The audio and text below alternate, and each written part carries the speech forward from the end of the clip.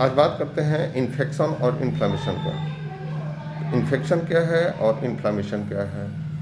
Infection जो होता है किसी भी तरह से संक्रमण होने के क्रम में जो चीज़ें होती हैं उसको इन्फेक्शन के नाम से, संक्रमण के नाम से जानते हैं। वह इन्फेक्शन बैक्टीरियल हो सकता है, वायरल हो सकता है, फंगल हो सकता है। तो फंगस, बैक्टीरिया और वायरस के द्वारा होने वाला इन्फेक्शन ये बॉडी के डिफरेंट पार्ट में डिफरेंट वे में हो सकता है, जिसमें कुछ इन्फेक्शन ग्राम पॉजिटिव कुछ ग्राम नेगेटिव होते हैं।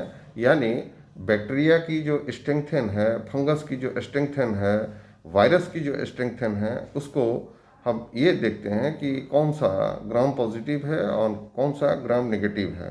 ग्राम पॉजिटिव बैक्टीरियल इन्फेक्शन जो है स्ट्रॉन्ग बैक्टीरिया होती है, उसका इन्फेक्शन जो है कि बहुत ब्रॉड रूप में होता है और बहुत प्रभावी रूप में होता है।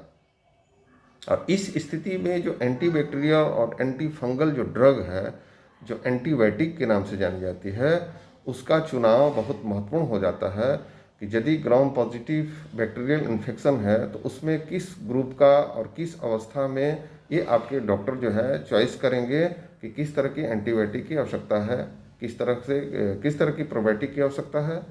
तो ग्राम पॉजिटिव में अलग और ग्राम नेगेटिव में अलग, ये दोनों कंडीशन है और कंडीशन के हिसाब से आपका डॉक्टर इसको सजेस्ट करते हैं कि किस तरह से आपको कौन सी एंटीबायोटिक की किस अवस्था में कितनी मात्रा में आवश्यकता है।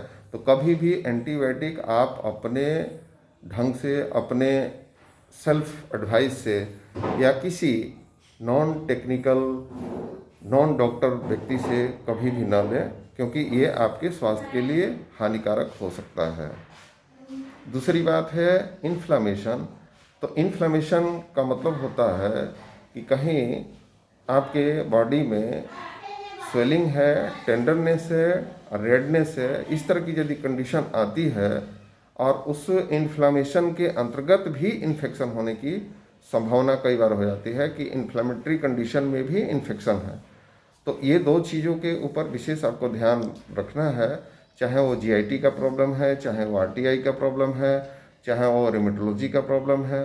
तो कहीं भी बॉडी में इन्फेक्शन और इन्फ्लामेशन ये दो मुख्य रीजन है जो आपको विशेष तरह से रोगग्रस्त करता है।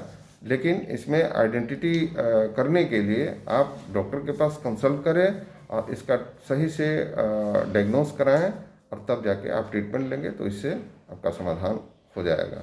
तो दो बातें, एक इन्फेक्शन और एक इन्फ्लेमेशन, ये क्या है इसके बारे में मैं बताया। अभी के लिए इतनी जानकारी, फिर नेक्स्ट वीडियो में आपको अगली जानकारी मिलेगी। तब तक अच्छा करें। धन्यवाद।